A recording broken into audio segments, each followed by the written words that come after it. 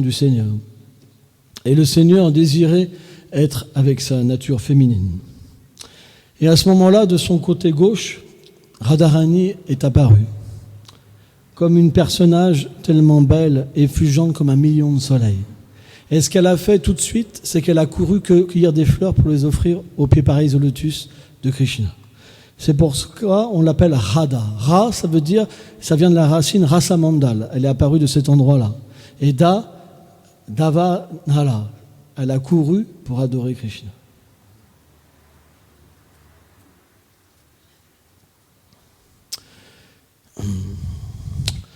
Donc, Shrimati Radharani existe éternellement. C'est une façon de décrire son apparition. Krishna explique pour l'âme que l'âme est éternelle. Elle n'a jamais eu de commencement, ni de début, ni de fin. Elle n'a jamais pris naissance, ni ne peut mourir. Que dire du Seigneur suprême et de Shrimati Radharani? Mais les Acharyas ont expliqué que parce que l'âme conditionnée est sujet au temps, quand on parle d'éternité, elle ne peut pas comprendre, elle ne peut pas accepter. C'est pour ça que les Védas, les Écritures, mettent un espace de temps pour que les gens rationnels puissent accepter et comprendre. Qui peut comprendre qu'on est éternel? Simplement, on prend des naissances parce qu'on veut imiter le Seigneur suprême et le Seigneur nous permet de prendre cette place pour combler notre désir, comme un père aimant. Mais simplement, à un moment ou à un autre, on est fatigué de cette domination et on veut redevenir un serviteur. Pourquoi? Parce qu'en fait, ce Seigneur suprême a des qualités illimitées. Une de ses qualités, c'est qu'il est réciproque. Il est à même plapadante avec les êtres vivants. C'est pourquoi celui qui l'aime, il l'aime. Celui qui s'abandonne à lui, il s'abandonne à lui. Donc, c'est la plus belle destination qu'on peut recevoir. Quand on se coupe de cette source de l'amour, on essaye par nos propres moyens d'être rempli. Mais on voit qu'on est toujours en faillite. On a toujours besoin de plaisir. Vrai ou pas? C'est pour ça que ce monde, on dit, c'est la terre de l'exploitation. Parce que les êtres détruisent tout pour leur plaisir. Par exemple, la planète, l'exploitation de la planète, l'exploitation des femmes, l'exploitation des enfants, l'exploitation des hommes, l'exploitation de tout. Depuis tout temps, il y a eu l'exploitation, l'esclavage, ce que vous voulez. Parce que c'est la nature des gens qui sont frustrés, qui ont un manque parce qu'ils sont coupés du Seigneur suprême, de chercher une satisfaction. Or, quand on devient relié au Seigneur suprême, cette satisfaction devient illimitée. On n'a plus à exploiter, parce qu'on devient Atmarama satisfait. Or, ce lien entre le Seigneur suprême et nous-mêmes, il a une origine. Et cette origine, c'est Shrimati Radharani. Parce qu'elle incarne le service de dévotion. Elle incarne tous les sentiments d'amour. Et c'est expliqué, les Védas expliquent qu'elle s'expand en d'innombrables formes pour donner du plaisir à Krishna. Krishna est le jouisseur suprême. Et Radharani est celle qui offre le plaisir à Krishna. C'est pour ça qu'elle prend tant de formes. Yashoda Mai, par exemple, est la forme du Seigneur dans le Vatsalya Ras. Chez la Bhaktivedanta Narayana Maharaj explique. Donc, on ne va pas parler trop de tattva, de vérité philosophique. On va plutôt raconter des histoires aujourd'hui. On va expliquer déjà le divertissement, comment Radharani est apparu sur Terre. C'est expliquer que, voilà, pour revenir à une chose, pour qu'on comprenne bien, la concupiscence dans le monde spirituel n'a pas d'existence. Parce que quand Krishna, il prend plaisir avec Radharani, il prend plaisir dans sa propre forme. Alors que nous, quand on prend plaisir avec quelqu'un d'autre, ce n'est pas la même forme. Donc c'est ce qu'on appelle kama, la concupiscence. On cherche, par l'exploitation d'un autre objet, la satisfaction. Vous comprenez? Alors que quand on trouve satisfaction en nous-mêmes, ce n'est pas kama. Or, le Seigneur suprême, quand il prend plaisir avec ses formes réfléchies, c'est ce qu'on appelle prema, l'amour. Or, un jour, Shrimati Radharani, Krishna, pour se divertir, était parti avec une gopi qu'on appelle Viraj. Et Viraj est presque aussi belle que Shrimati Radharani. Parce que c'est une manifestation de Shrimati Radharani. Elle est un peu plus âgée que Shrimati Radharani, elle a 16 ans. Et donc, Krishna était dans un bosquet avec Viraj. Et il prenait plaisir dans sa propre beauté à travers elle. Et les espionnes de Shrimati Radharani, Radharani a plein de gopis, des milliards de gopis à son service, ont donc repéré que Krishna était avec une autre gopi, Viraj. Donc ils ont été rapporter ça à Shrimati Radharani. Et Radharani, dans son humeur, elle est devenue fâchée. Et elle a manifesté un char. Alors j'ai pris quelques notes parce que c'est difficile à retenir ce nombre-là. Elle a manifesté un char en bijoux d'une valeur qui est inestimable. Alors je suis obligé de prendre des loupes. Les loupes. Sans ça, on ne voit rien. Le char, il avait 30 millions de dômes, de tours. Et elle est entrée sur ce chariot. Alors, juste, il avait 10 000 roues, 10 millions de piliers. Et il y avait des centaines de milliers de palais dedans, avec des lacs, des forêts, tout en joyaux, les arbres en or, avec des choses complètement inconcevables pour nous, quoi. Et elle est venue accompagnée d'1,630 milliard de gopis. Une véritable armée. Et donc elle est arrivée comme ça, et le char il roulait à la vitesse du vent. Elle arrivait en un instant donc à la demeure de Viraj. Et quand Viraj, elle a senti que Radharani arrivait, elle s'est liquéfiée en une rivière. Elle est devenue une rivière qui a fait le tour de la planète de Goloka Vrindavan, et Krishna a disparu. Et donc elle est rentrée boudée. Et donc Krishna s'est expliqué qu'il a souffert de la séparation avec Viraj. Parfois Krishna expérimente la propre séparation avec son énergie interne.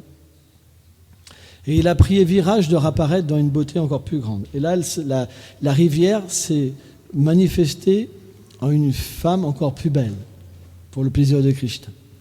Et de ce rapport, 7 enfants sont apparus du Viraj.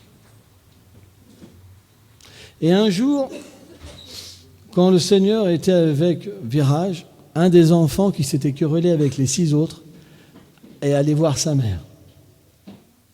Et à ce moment-là, Krishna a disparu. Et Viraj est devenu très perturbé le fait que son enfant ait été la cause de la disparition du Seigneur suprême. Et dans ce divertissement-là, elle a maudit en fait son enfant de devenir l'océan. C'est comme ça que les océans sont apparus. Les 7 océans sont apparus des 7 enfants en fait de Viraj.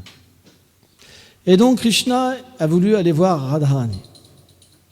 Mais Radharani, elle a empêché Krishna de rentrer dans son palais à travers ses servantes.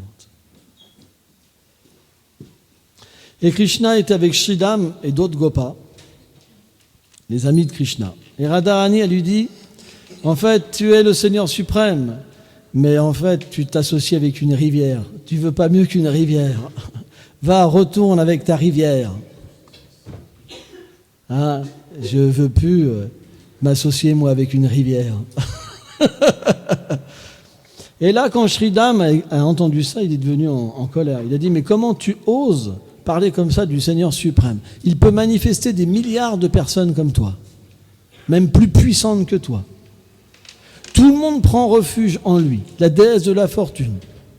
Même Kshirodakaishi Vishnu, l'âme suprême, médite sur lui. Mais toi, tu oses le traiter comme ça. Quelle sorte de personne tu es? Et là, Radharani, elle est entrée en colère. Elle lui a dit, en fait, tu agis comme un démon. Parce que seuls les démons traitent comme ça les déesses. C'est pourquoi je te maudis de descendre sur terre et de devenir un démon. C'est comme ça que Sridham, il est venu en tant que Shankasudra, en tant qu'un démon. Ça, c'est une autre histoire avec Tulasi, qui marque comment comment Shalagramshila est apparu. Et là, quand Sridham, il l'a vu, il a dit, en fait, tu te comportes comme une humaine, hein, parce que tu te mets en colère. Donc, je te maudis de descendre sur terre, t'incarner en tant qu'une humaine. Et là, tous les deux, ils étaient tristes parce qu'ils allaient devoir, en fait, quitter les divertissements de Krishna momentanément. Donc, ils sont venus voir Krishna. Sridham est venu voir Krishna en pleurant parce qu'ils ne peuvent pas d'être séparés du Seigneur suprême. Sridham s'est expliqué dans Bhakti Rasanarva que c'est l'ego de Krishna. Donc, ce n'est pas un être ordinaire. C'est l'ego de Krishna manifesté en tant que son meilleur ami. C'est expliqué que Sridham, il est presque aussi beau que Krishna. Quand ils sont ensemble, c'est extraordinaire. Et il est apparu comme le frère aîné de Shrimati Radharani, Sridham. C'est pour ça qu'il est très cher à Krishna. Parfois, sœurs et frères, ils se querellent. Et donc, Krishna lui a dit, ne te lamente pas. En fait, c'est mon désir que tu ailles dans mon matériel. Après 50 yugas, c'est long, 50 yugas. 50 yugas. Parce qu'un yuga, le Kali Yuga, le plus petit, il fait 432 000 ans. Le Dwapara Yuga, il fait 864 000 ans. Le Treta Yuga, il faut rajouter 432 000 ans à la somme du Dwapara Yuga. Et le Satya Yuga, il faut rajouter 432 000 ans à la somme du Treta Yuga pour donner 4 âges. Et Sridham, il est resté sous la forme de Sankashuddha 50 yugas. Hein? Mais bon, d'un point de vue spirituel, le temps n'existe pas. Donc c'est comme même pas un fragment. En fait. Pour nous, ça paraît énorme. Mais quand on devient une âme réalisée, c'est comme si le temps n'avait jamais eu d'influence sur nous-mêmes. Le temps n'a une influence que quand on est conditionné par les modes de la nature matérielle. Et donc, il est parti dans le monde matériel. Et là, Radharani, elle est venue aussi. Elle avait peur de te séparer de Krishna, vraiment peur. Elle lui dit, mais je ne peux même pas être séparé de toi, un clignement de yeux, de paupières. C'est impossible pour moi d'être séparé de toi, parce que moi et toi, nous sommes un. C'est comme je suis ton souffle, et tu es comme mon corps. Tu es comme la fleur, je suis comme le parfum. C'est pas possible. Comment tu permets cette chose-là? Il lui dit, oh, ne t'inquiète pas. Tu vas naître comme la fille d'un petit roi, qui sera une manifestation partielle de ma personne, Vrichabhanu Maharaj. Et tu apparaîtras de Kirtida. Et bien que nous soyons séparés, je serai avec toi tous les soirs. Donc, maintenant, ça se passe sur Terre. On descend sur Terre. Ça, c'était au monde spirituel. Maintenant, on descend sur Terre. Donc, Krishna avait demandé à toutes les gopis de s'incarner, à tous les gopas de s'incarner, aux différents demi-dieux, parce qu'ils étaient venus à ce moment-là. En fait, il avait appelé tout le monde par ses pouvoirs, en fait.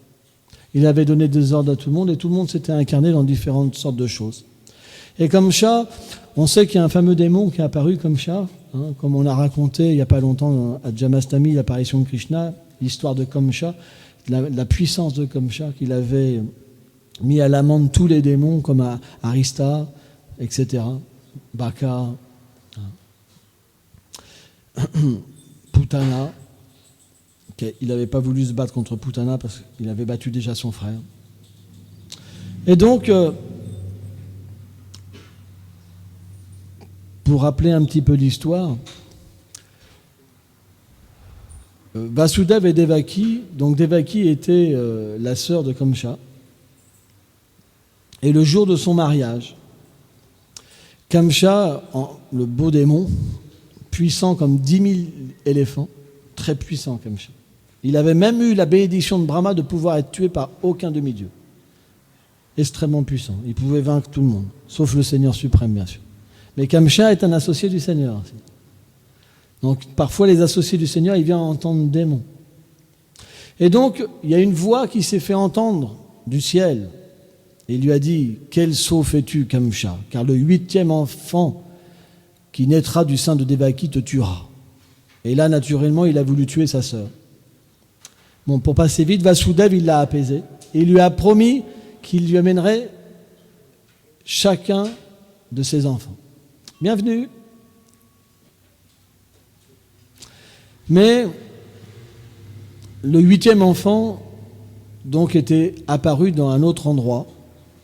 Et il n'a pas pu le tuer, donc il le cherchait. Et il a envoyé Putana pour tuer tous les enfants, même les enfants femelles. Et donc Radharani est apparu d'une montagne, Vindhya. Parce que les montagnes, en fait, sont des êtres sacrés. Et ils pouvaient donner naissance à des êtres. Et Radharani est apparu avec Chandravali, de la montagne Vindhya. Et Putana, donc, a kidnappé ses 2 enfants. Et quand elle volait dans les airs, Radharani est tombée dans la Yamuna. Et donc, dans la Yamuna, elle s'est manifestée dans une fleur de lotus. Et c'est expliqué que... Alors ça, c'est plusieurs histoires qui ne sont pas forcément ensemble, mais que j'ajoute pour donner un fil à l'histoire. Hein. Et donc, un soir, Vrishabhanu Maharaj, il voulait se baigner dans la Yamuna, le soir d'une demi-lune. Et quand il approchait de la Yamuna, il a vu une radiance d'or qui même couvrait tout son être. Et donc il a approché, il a vu dans un lotus, un énorme lotus merveilleux, un enfant en fait, couleur de l'or, qui avait les yeux fermés. C'était Shrimati Radharani. Et donc il l'a pris dans ses bras et il l'a amené à son palais pour la donner à sa femme, Kirtida. Et Kirtida donc l'a accepté comme enfant. Mais le problème, c'est que Radharani, elle ne voulait pas boire la tétée, ni ouvrir ses yeux. Pourquoi ? C'est que Radharani, il y avait un fameux dévot du Seigneur. Alors, je ne me rappelle plus son nom. Je ne me rappelle plus son nom, ça m'échappe, excusez-moi. Qui avait fait des austérités pour avoir la compagne du Seigneur. Vous vous rendez compte ? Alors ça ne rendait pas Radharani satisfaite, tout ça. Parce que c'est impossible que Radharani soit touché par une autre personne que le Seigneur suprême. Mais Krishna a sa nature de combler les désirs, d'une certaine manière. Et Radharani a accepté, à 2 conditions, que la première personne qu'elle verrait, ce serait Krishna. Et que la seule nourriture qu'elle mangera, la première, ça serait les restes de Krishna. Donc, Kirtida et Vrishabhanu Maharaj, ils étaient dans une lamentation. Il y avait une grande lamentation. Parce que cette fille était tellement belle, mais elle était aveugle. Et elle ne se nourrissait pas. Donc, comment trouver la satisfaction avec un enfant comme ça ? Même si elle était très belle, même si elle était la félicité personnifiée, il y avait une lamentation, une grande lamentation. Et donc, quand Nanda Maharaj et Yashoda, ils ont appris que Vrishabhanu et Kirtida avaient un enfant, ils ont voulu naturellement aller voir l'enfant. Donc ils sont venus avec Krishna. Et donc il y a différentes histoires de comment ça s'est passé. J'ai 3 versions. 3 versions. On va prendre celle de Bodhayan Maharaj. Mais il y en a plusieurs en fait. Et donc, Krishna était dans les mains de Yashoda. Et pour faire diversion, il a cassé son collier. Et là, Yashoda, elle l'a posé par terre. Et donc, ils ont commencé à ramasser toutes les perles. Et là, Krishna en a profité pour foncer dans la chambre de Shrimati Radharani. Et là, qu'est-ce qu'il a fait ? Alors là, il y a différentes versions aussi. Il y a une version qui dit qu'il s'est... parce qu'en fait, il jouait, Krishna s'absorbe dans ses divertissements, bien qu'il soit éternel, il avait l'apparence d'un enfant de 1 an à peu près. Et donc, il s'est agrippé au lit, et quand il a vu Radharani, Radharani a ouvert les yeux. Ça, c'est une conception. Une autre conception, c'est expliquer que Krishna a embrassé Radharani. Et là, tout de suite, elle a ouvert ses yeux magnifiques. Et quand Yashoda, elle a vu Krishna, elle s'est dit « Oh, mon enfant espiègle, il va faire mal à Radharani, à l'enfant de Kirtida. » Donc, elle a couru pour prendre Krishna. Et là, elle a vu que l'enfant, en fait, avait des beaux yeux bleus, pareils au lotus, merveilleux. En fait, les yeux de Radharani illuminent tout, en fait. C'est expliqué. Les dents de Radharani illuminent tout, en fait. Ça brille. En fait, leur corps, c'est comme des joyaux, en fait. Tellement beau, quoi. Ils naissent pas avec du sang partout. Ils ne prennent pas naissance même dans le ventre. Brahmavarta Purana explique que Krishna et Radharani n'apparaissent pas dans le ventre. C'est une illusion en fait.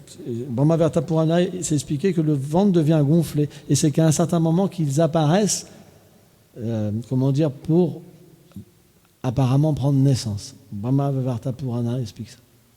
J'ai retrouvé la référence. Je me rappelais plus que j'avais vu ça et j'ai retrouvé la référence. Alors il y a différents concepts aussi. Certains acharyas expliquent que, en fait, parce que Yashoda a porté Krishna, elle est aussi belle que Krishna. Mais les deux sont possibles, c'est pas contradictoire. Parce que le pur dévot, le Seigneur apparaît déjà dans son mental, dans son cœur. Il est toujours présent. Le Seigneur est toujours présent. Donc le pur dévot est beau parce que Krishna habite en lui. Les divertissements habitent en lui. Srimati Radharani est présente. C'est pour ça que le pur dévot est beau et attirant. Donc les deux choses ne sont pas contradictoires. Et donc, Mère Yashoda a pris Krishna et a averti, mais Kirtida, ta fille n'est pas aveugle, regarde. Et là, ça a été la grande fête, la grande félicité.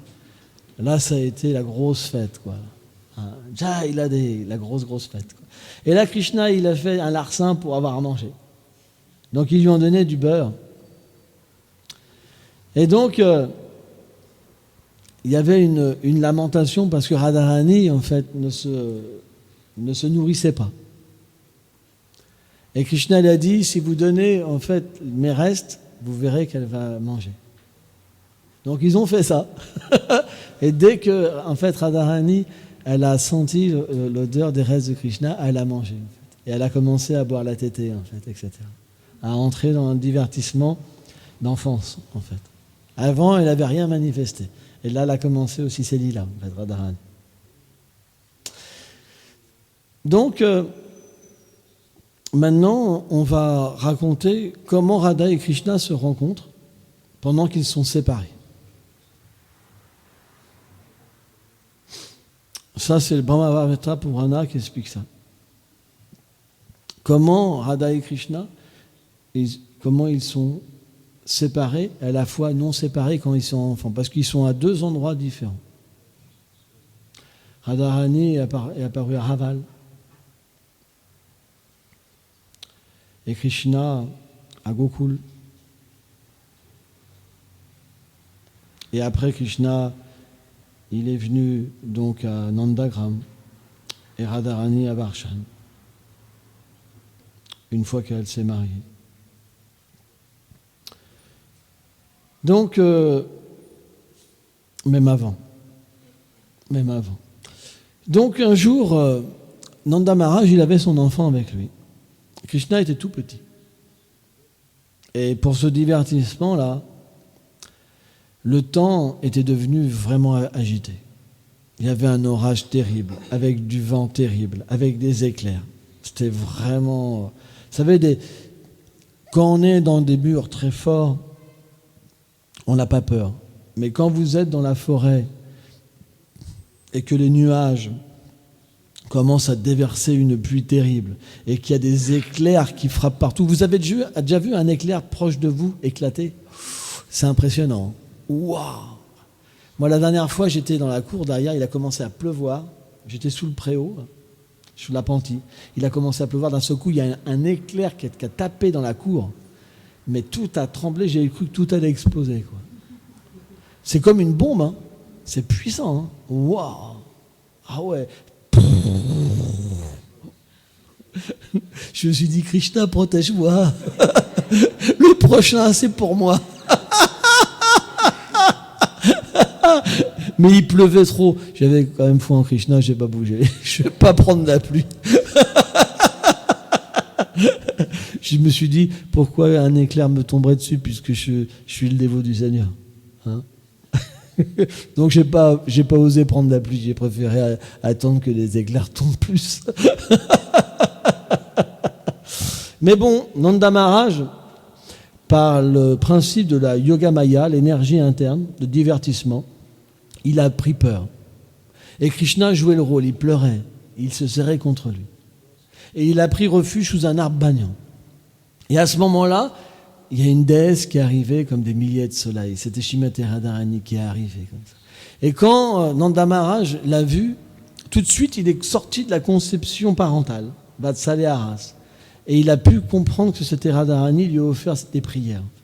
Il dit, oh, je sais que vous êtes l'énergie interne du Seigneur suprême, et je sais que mon enfant est Dieu la personne suprême.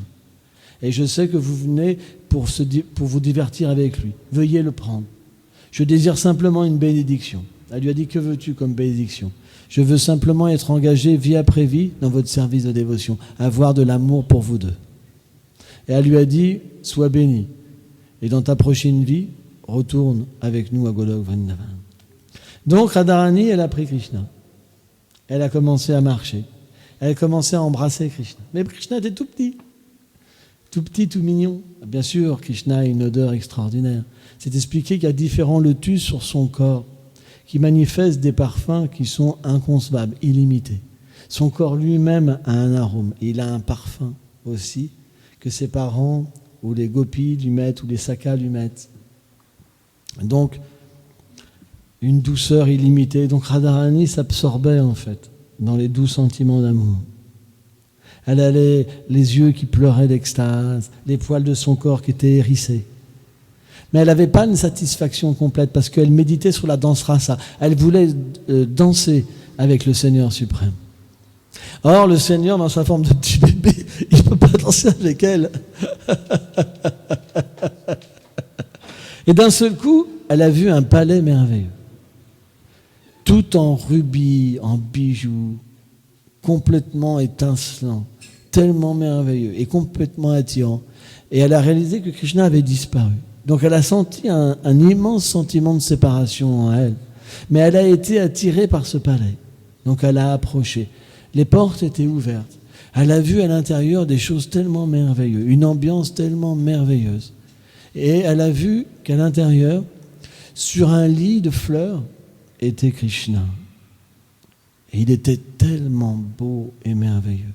Elle a approché, elle lui a offert des prières. Et elle lui a dit, ô Seigneur, toi et moi, nous ne sommes pas différents. Qui est l'origine de l'autre? Donc elle lui a redit les mêmes choses. Tu es comme la fleur et moi je suis comme le parfum. Tu es comme le corps, je suis comme la vie. On ne peut pas nous séparer. Donc Krishna a parlé à Shrimati Radharani et lui a confirmé toutes ces choses. Que même les Védas ne pouvaient pas comprendre sa position en tant que Krishna et Radharani. En fait, ce n'est pas dévoilé dans les Védas, dans aucune écriture, c'est au-delà. C'est simplement dans cet âge, quand Chaitanya Mahaprabhu vient, qu'il révèle ces aspects intimes du Seigneur suprême sont révélés. Dans aucun âge autre, c'est accessible. Et là, il a expliqué, Brahma lui-même, en fait, me glorifie. Tous les êtres me glorifient. Ananta Sesh, etc., etc. Et à ce moment, Brahma est arrivé. Brahma à 4 têtes, il est arrivé. Pourquoi ? Parce qu'un jour, Brahma, il avait demandé une bénédiction à Krishna. De pouvoir avoir le darshan de Shrimati Radharani. Parce que c'est impossible d'avoir le darshan de Shrimati Radharani. Même après des millions d'existences, même les demi-dieux, même ne peuvent pas atteindre le darshan de voir la forme de Radharani. C'est extrêmement confidentiel. Mais il avait reçu la bénédiction de Krishna. Et donc Brahma, quand il est arrivé, il a offert ses hommages à Krishna.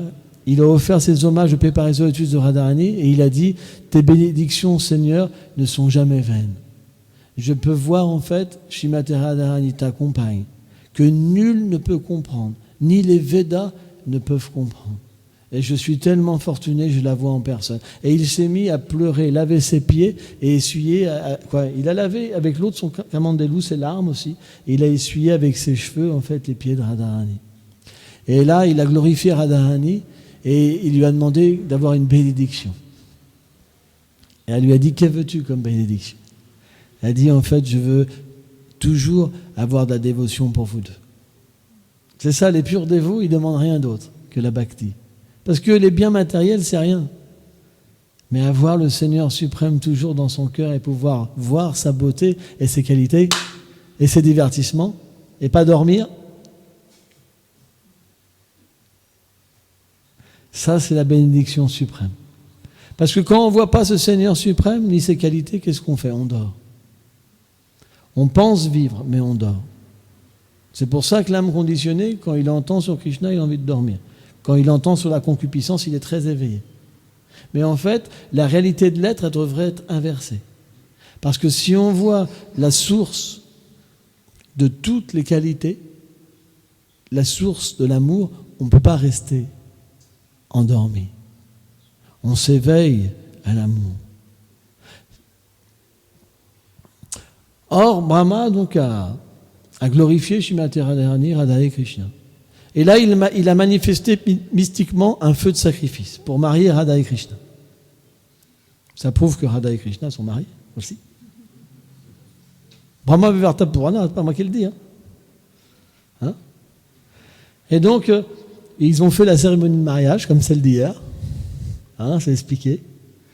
C'est expliqué que Radharani, dans un premier temps, elle était assise à la droite de Krishna, après elle était assise à la gauche de Krishna, elle a fait les 7 tours du feu de sacrifice. Brahma lui-même, comme le père a donné sa fille Radharani à Krishna, incroyable, et ils ont été mariés. Et une fois qu'ils ont été mariés, Radha et Krishna ont passé leur nuit de noces, de miel, et après Krishna a disparu. Il est redevenu comme un enfant. Et Radharani, c'était dur pour elle. C'était la fin de la nuit, donc elle devait rapporter Krishna. C'était la bénédiction de Krishna que toutes les nuits, Radha et Krishna seraient ensemble. C'était la fin de la nuit. Pour elle, c'était passé comme un instant. Mais en fait, ça a duré des yugas entiers, des milliards de temps en fait. Mais c'était comme un instant. Et donc, elle a été ramenée à Krishna à Yashoda. Et Yashoda, donc, a donné la tétée à Krishna. C'est comme ça que Radha et Krishna se rencontrent, en fait, toutes les nuits.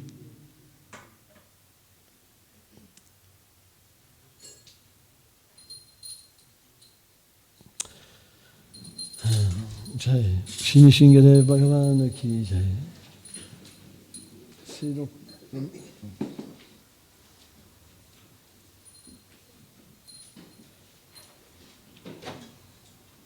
Donc combien de temps le fond 10 minutes, 5 minutes. Ok. Donc parler de Srimati Radharani, c'est extrêmement confidentiel, surtout que si quelqu'un vient pour la première fois. Mais bon, il faut que je parle un peu. Qu'est-ce qu'on va pouvoir raconter sur Srimati Radharani? Non, je ne vais pas raconter ça. Parce que je n'ai pas la source des Shastras. C'est une histoire à Vrindavan, mais il n'y a pas des Shastras. Si on raconte des histoires qu'il n'y a pas de Shastras, après on peut être critiqué. Donc, Radharani, elle a reçu une bénédiction de Durvasa Muni un jour. Parce qu'elle a tellement bien servi Durvasa Muni que Durvasa Muni lui a donné une bénédiction que tout ce qu'elle cuisinerait, ça serait comme du nectar. Et ça donnerait comme la santé. Et ça accroisserait la vie. Donc quand Mère Yashoda a appris ça, elle a désiré en fait que Radharani cuisine toujours pour Krishna. Mais Krishna s'est expliqué, il est tellement beau. Et Krishna, il est tellement beau. Il a des cheveux qui descendent jusqu'aux fesses. Il a des yeux pareils de lotus. Et il a un nez tellement beau avec une perle. Il a des boucles d'oreilles en forme de requin. Il a un chignon avec des perles ou un turban, des plumes de paon. Il a un habit qui est comme l'or, qui est une manifestation de Srimati Radharani, etc. Il a des cloches de cheville. C'est d'une beauté qui est inconcevable. C'est d'expliquer que chaque partie du corps de Krishna est illimitée et toujours nouveau, et toujours plus merveilleux. Donc chaque partie du corps peut nous satisfaire éternellement. Donc c'est pas possible de décrire un tel corps. Ham Sarvasya Prabhava. Il émane tous les univers matériels, tous les univers spirituels. Pour lui, c'est rien du tout. Il n'en a même pas conscience. C'est impossible de décrire des personnes, parce que c'est Dieu, la personne suprême, il est illimité. Ce que les Védas nous révèlent, c'est juste une miette pour nous donner une conception. Et ce qu'on révèle, c'est juste comme un fou qui voudrait attraper la lune, quoi. Vous comprenez ? Voilà, on essaye simplement de glorifier, mais on ne peut pas. Hein ? Donc Krishna, il attire à lui tous les êtres vivants. Au point que c'est expliqué, même quand il passe derrière un arbre, ses amis, quand ils le voient, même une fraction de seconde, ils tombent à terre, leur vie les quitte. Parce qu'ils ne peuvent pas vivre sans être avec lui, sans entendre sa voix, sans sentir l'arôme de son corps, sans entendre son rire, sans jouer avec lui. Et naturellement, les jeunes filles, c'est pareil. Dans le monde transcendantal, tout ce qui existe chez nous, c'est un reflet perverti. Donc Krishna est le Cupidon transcendantal. Tout le monde est fou d'amour pour lui. Les mères, elles adorent Krishna plus que leurs enfants. Les vaches, elles adorent Krishna plus que leurs veaux. Hein, les fleurs, les animaux, les pâtres. Et donc les gopis, naturellement, elles sont folles de Krishna. C'est expliqué que quand Krishna vient sur Terre, il manifeste parfois des divertissements où c'est un petit peu difficile à comprendre, par Karlas, où les gopis sont mariés. Mais Bhaktivinoda Thakur, il explique que cette manifestation, en fait, externe en tant que mari, c'est une manifestation de leur mental. Alors on appelle Abhiman. Ça veut dire que le sentiment qu'elles ont, de rencontrer Krishna en cachette, elles se manifestent Abhiman, comme pour Radharani, Abhimanyu. Et que chaque gopi a une mari de cette manière-là, ils n'ont pas de relation ensemble. Mais c'est fait pour qu'il y ait une conception de cachette, une conception d'extra-conjugal. Et donc Krishna, naturellement, dès qu'il marche, dès qu'il se manifeste quelque part, il attire le cœur de tous les êtres vivants. Et dans ce divertissement-là, Radharani, donc elle a le mari Abhimanyu, mais elle a aussi une belle-mère qui s'appelle Jatila et une belle-sœur qui s'appelle Kutila. Et c'est comme deux gardiens de prison, vous savez, qui sont toujours vraiment terribles avec Radharani. Ils veulent vraiment empêcher Radharani de voir Krishna. C'est vraiment leur but. C'est leur désir. Et donc, il y a différentes gopis comme qui sont proches de Yashoda et qui, sous l'ordre de Yashoda, ont été voir Jatila. Et ils lui ont dit, voilà, on sait que Mère Yashoda, elle a appris que Radharani a eu une bénédiction de Durvasa Muni. Veuille, s'il te plaît, donner la bénédiction que Radharani puisse cuisiner. Et Jatila n'a pas voulu. Mais, parce qu'elle avait peur qu'elle rencontre Krishna. Mais en fin de compte, pour raccourcir l'histoire, je ne vais pas raconter toute l'histoire, parce qu'il y a beaucoup de détails, et qu'on est pris par le temps, mais elle a quand même voulu y aller. Donc tous les jours, en fait, Radharani va cuisiner pour Krishna. Et c'est expliqué que Radharani, elle est experte en cuisine. Elle vient avec ses sakis. Et quand elle arrive donc au palais de Nandagram, Yashoda, Rohini, Danishta, différentes sakis l'accueillent. Et elle offre ses hommages aux pieds de Yashoda, aux pieds de Rohini. Elle est comme la petite fille de Yashoda. C'est expliqué que Mère Yashoda, elle a autant d'amour pour Radharani que pour Krishna. Donc tous les jours, c'est une inondation de l'amour de Dieu, Prema. Et elle retire donc son voile, ses bijoux qui peuvent la gêner. On lui lave les pieds, les mains. Tulasi fait ça, en fait, la gopi Tulasi. Et chaque gopi donc, prend place dans la cuisine. On leur apporte des épices, on leur apporte des légumes, Dans le monde spirituel, il n'y a pas de matière inerte. Les légumes sont des personnes, les épices sont des personnes, les pots sont des personnes, les cuillères sont des personnes, le feu est une personne. Et donc, dès que Radharani arrive, en fait, tous sont en séparation avec Radharani. La cuillère de la veille, le pot de la veille, le feu. Parce que l'amour qu'ils ressentent dans ce moment-là, c'est quelque chose d'incommensurable. Donc, dès que Radharani les quitte, c'est une dévastation qui est illimitée et qui est d'une douceur. Vipralamba s'est expliqué que c'est encore meilleur que la rencontre. Mais en fait, ils ont tellement d'anxiété, ces dévots-là, ils ont tellement d'amour qu'ils ressentent même, c'est expliqué, la séparation, même à l'instant où Radharani vient. Parce qu'ils ont tellement d'amour pour elle. Donc, comment on peut imaginer le feu s'exprimer, le pot s'exprimer, le ghee qui est mis dans la casserole, les épices, les légumes. Tout est tellement magique. Et Radharani, quand elle cuisine avec ses sakis, elle devient tellement belle parce qu'elle médite sur Krishna. Elle déverse son cœur, elle déverse son affection, qui vient sous la forme d'aliments. C'est pourquoi Krishna dit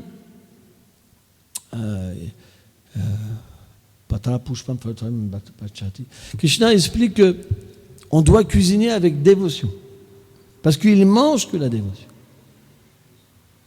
Or, Radharani est la personnification du pur service de dévotion. L'Adini Shakti. Elle est la Swarup Shakti, l'origine de toutes les énergies. Donc, quand on cuisine, on doit méditer sur Shrimati Radharani, parce que c'est elle seule qui peut satisfaire Krishna. Krishna ne mange rien si c'est pas touché par la miséricorde de Radharani.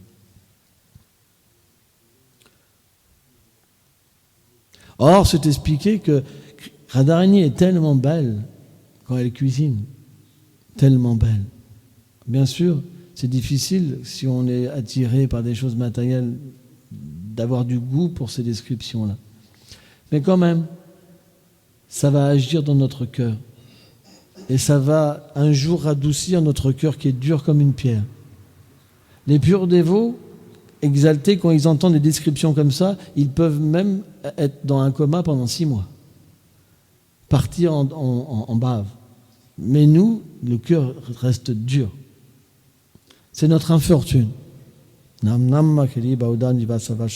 C'est notre infortune, Mahaprabhu a expliqué. Même que Krishna, dans son nom, il a mis toutes ses puissances. Sa personne est présente. Ses attributs, ses divertissements, on n'a pas de goût. C'est pour ça qu'il a dit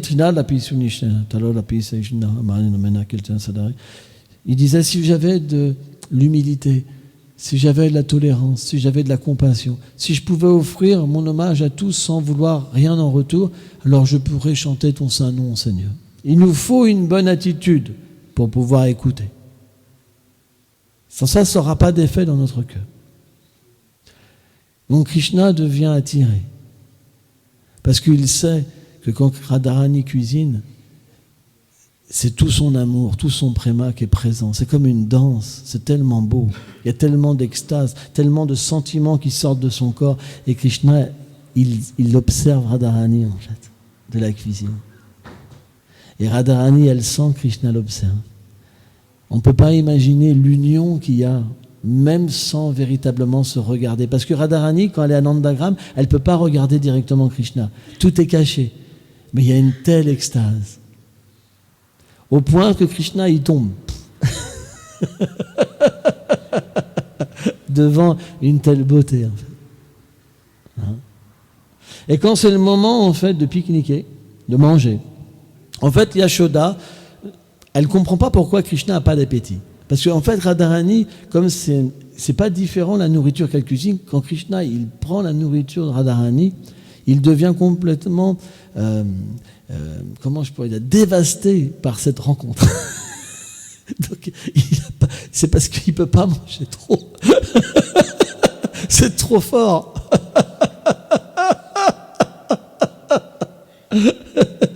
Et Et il y a différents symptômes qui se manifestent de lui. Donc il y a ses amis, Subal est à gauche, Madhu Mangal, Shridham à droite, par exemple, Subal, en face Balaram, Nanda, les souris de Saka sont en face, par exemple. Et Yashoda, pour que son fils mange, elle est persuadée qu'il faut qu'il y ait plus d'amis à lui qui soient là. Donc la cour pour manger un Nandagram, c'est énorme. Tous les amis de Krishna viennent. Une fois que ça a été fini la traite, Krishna se fait laver avec Balaram, Madhu Mangal, et tous les pâtres, ils rentrent à Varshan, ça dépend les endroits, ils se font laver par leurs parents, habillés, et ils retournent à Nandagram ensemble pour manger avec Krishna. Et là, on apporte les plats en fait que Radharani a cuisinés, et c'est des sentiments d'amour purs, quoi. C'est inconcevable. Et puis, c'est d'une beauté. C'est de l'art, quoi. On peut pas imaginer. C'est l'énergie. En fait, c'est le Seigneur suprême féminin qui cuisine, quoi. Donc, c'est pas possible d'imaginer. C'est juste, on essaye de spéculer, quoi. Hein. Et donc, Radharani observe Krishna manger. Donc voilà, le monde transcendantal, c'est un monde où il manque de rien. Au contraire, tout ce qu'on désire est là. C'est pourquoi aujourd'hui, c'est le jour d'apparition de Srimati Radharani. Elle personnifie le service de dévotion. Et on doit prier à ses pieds pour de nouveau se rappeler que Krishna puisse enlever cette illusion. Hein? Sarvasam Sani Vishnu. Krishna s'est expliqué, il est le souvenir comme l'oubli. C'est lui qui nous permet de l'oublier parce qu'on a ce désir-là. C'est comme on peut directement le voir s'il le désire. Donc on doit, sans la miséricorde de Radharani, c'est pas possible d'approcher Krishna. Et on doit approcher Radharani à travers la filiation spirituelle, parce que le gourou est un représentant de Radharani. On ne peut pas non plus directement approcher Radharani. Donc, mais par la grâce de nos maîtres spirituels, ce jour-là, on peut voir les pieds de Radharani. C'est très rare. Donc c'est un darshan qu'il faut tous prendre. C'est extrêmement rare de pouvoir voir les pieds de Radharani. Même Brahma, il a reçu cette fortune de Krishna, cette bénédiction, et quand il a pu voir les pieds de Radharani, il a expliqué que c'est impossible d'avoir le darshan de ses pieds. C'est pour ça, le jour en fait de Radhastami, certains temples montrent les pieds de Radharani. Donc c'est vraiment une bénédiction spéciale. Ne pensez pas que c'est ordinaire. Soyez pas comme un animal qui comprend rien et qui croit à rien. Et, on doit avoir cette bonne fortune. C'est très important. Et de vraiment prendre darshan et prier Radharani, qu'elle puisse faire de nous son associé éternel. Jai Srimati Radharani ki